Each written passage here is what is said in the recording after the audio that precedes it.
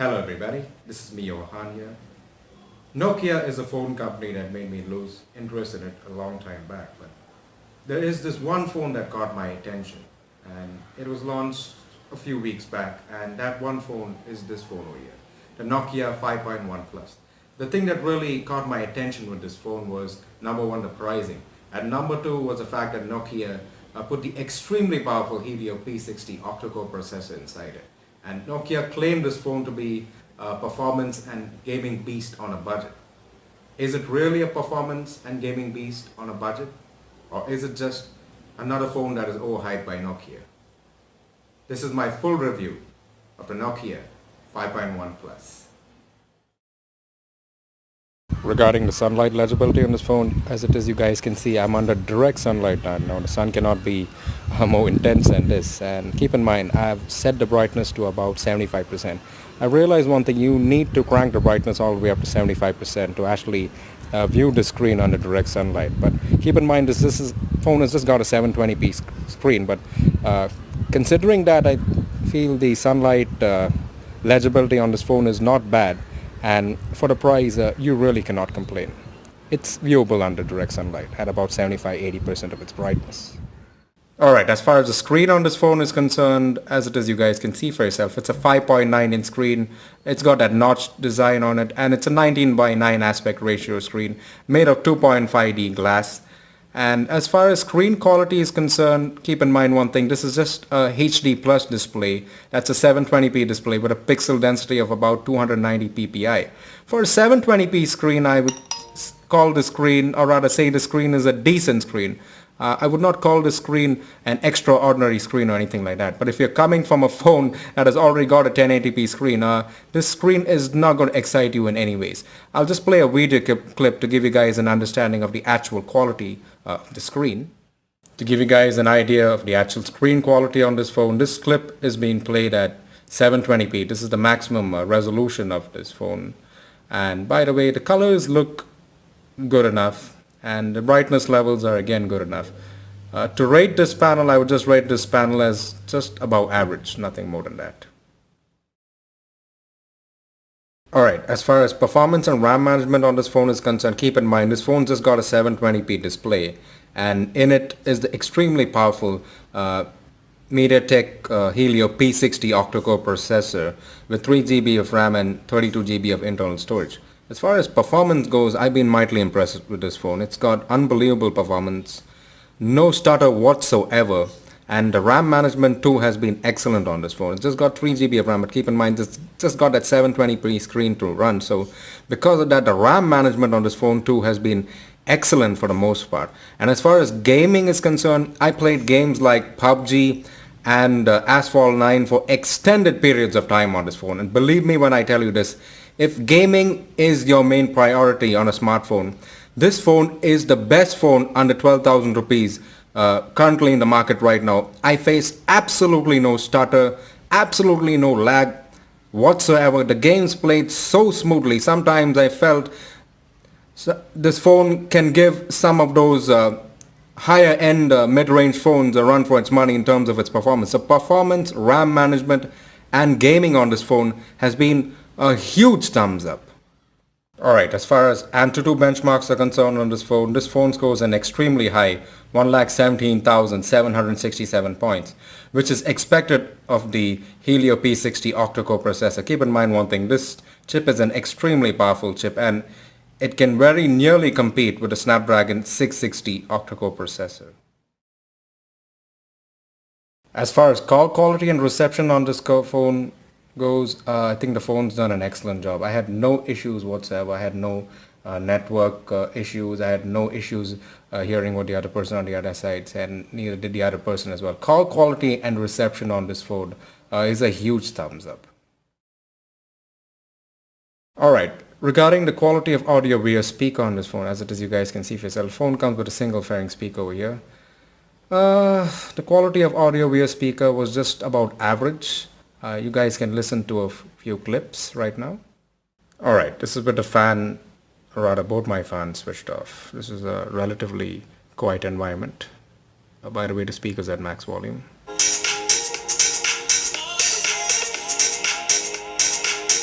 I just feel the speaker output on this phone isn't that loud.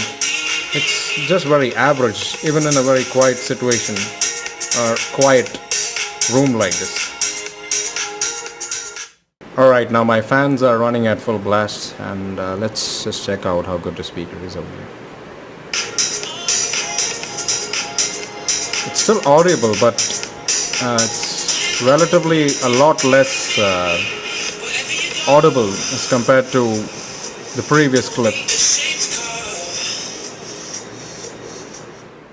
Alright, I'm watching Boss Baby in the background right now. You guys can hear it's extremely loud. Let's just see how audible this phone is.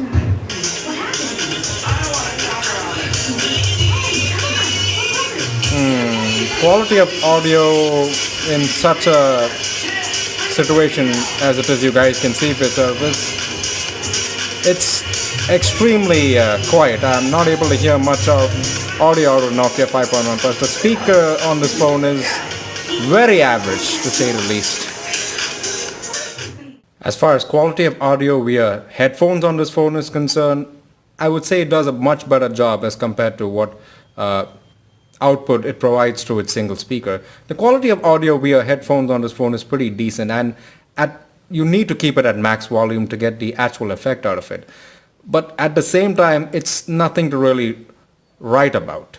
It's above average, to say the least. As far as software and security patch is concerned, this is an area where Nokia has really impressed me. You guys can have a look at itself. It's running on Android Oreo 8.1.0, and it is scheduled to get the Android Pie update very soon. That's not the thing that's been really impressive. Look at the Android security patch level. It's currently October 5th of 2018. We are currently in the month of October. This is something that has been mightily impressive from Nokia, and as far as Android manufacturers are concerned, they are doing the best job as of now as far as providing Android security updates and keeping them up to date.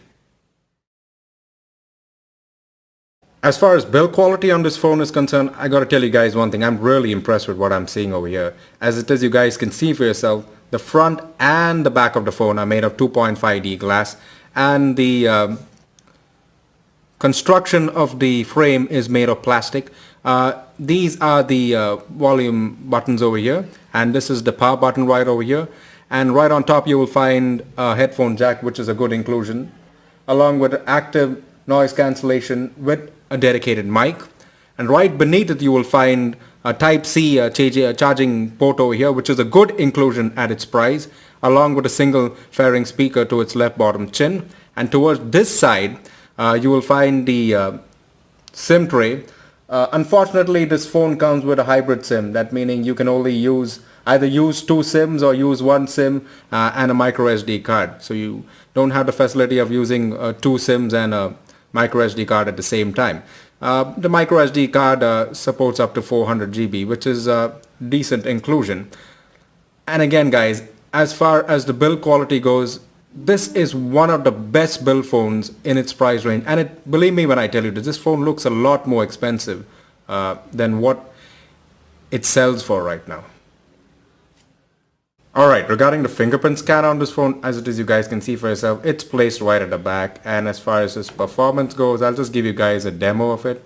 Zip, and look at that, it's just open. I'll close it again. Zip, again it opens. Again.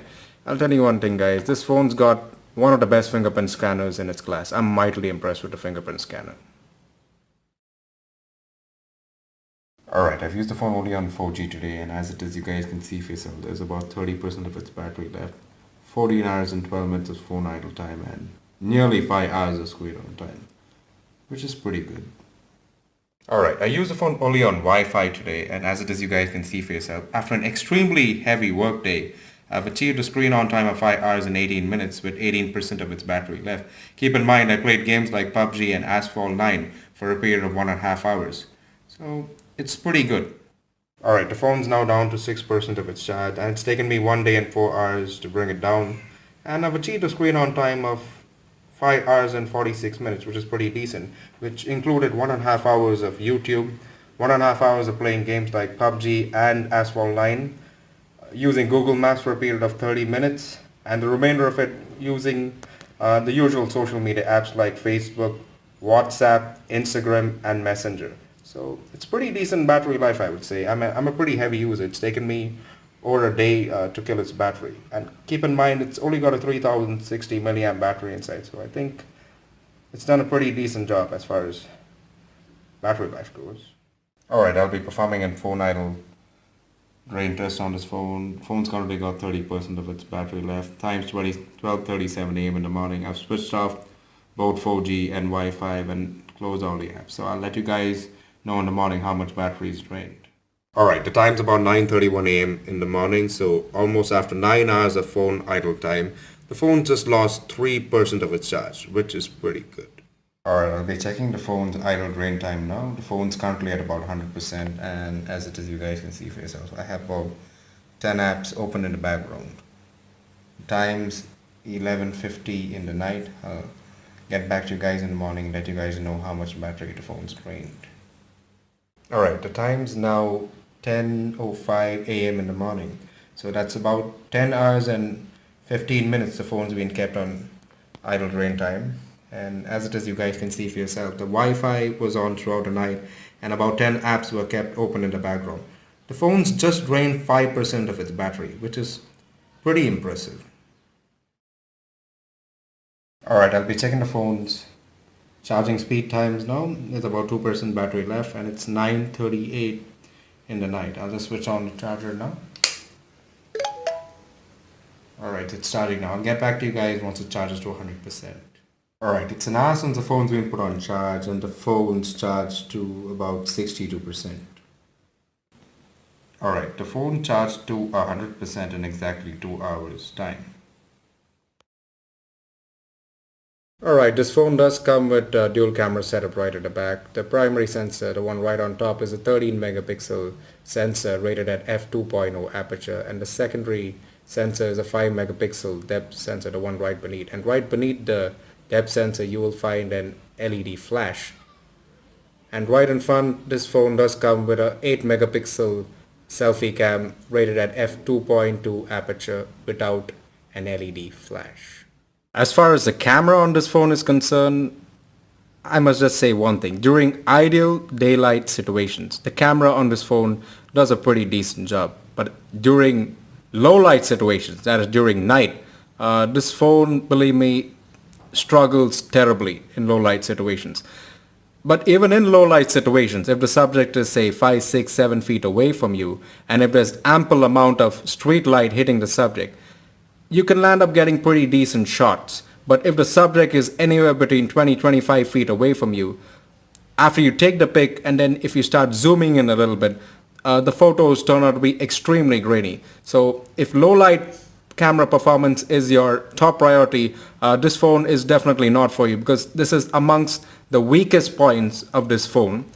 As far as video via the front cam and back cam is concerned, the front cam maxes out at 720p and the back cam maxes out at 1080p and what Nokia claim at 30 fps. This phone's camera comes loaded with a few additional features which are exclusive to Nokia. I've taken snaps of, or rather pics of shots on all those features, so you guys can have a look at all the shots I've taken on this phone along with the video clips.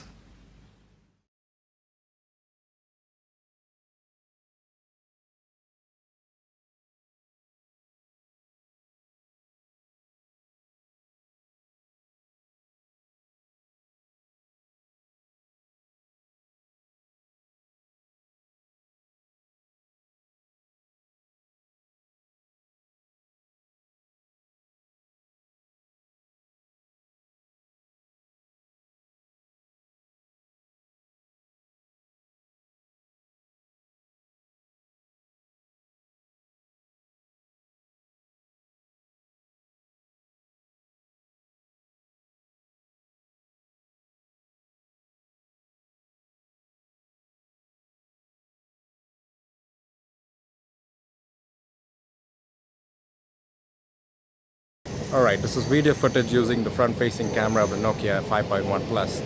It's at its maximum settings right now. It's at 720p, and you guys can have a look and see how good the quality of the footage is and the stabilization. You guys be the judge of that. Alright, this is footage using the rear camera of the Nokia 5.1 Plus. It's at its maximum settings right now. It's at 1080p, and Nokia claim it's 30 FPS. I don't know, we'll have to check and see that. Alright, let's just check the stabilization. I'm going to run right now.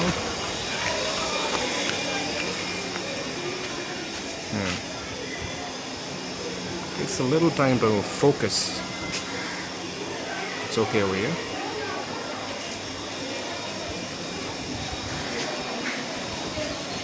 Yeah, the footage on this looks good enough.